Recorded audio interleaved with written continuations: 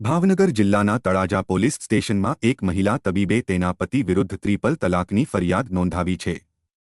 મહિલા તબીબના પતિએ triple તલાકની notice મોકલતા મહિલાએ આગળની કાર્યવાહી હાથ ધરી છે।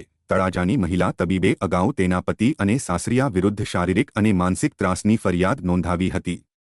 ત્યારે તેના પતિ અલનુર વિરાણી દ્વારા ટ્રિપલ તલાકની નોટિસ આપતા મહિલા તબીબે ટ્રિપલ તલાકની કલમ અનુસાર તળાજા પોલીસ સ્ટેશનમાં ફરિયાદ નોંધાવી છે। પોલીસ દ્વારા ફરિયાદને આધારે કાર્યવાહી હાથ ધરાઈ છે।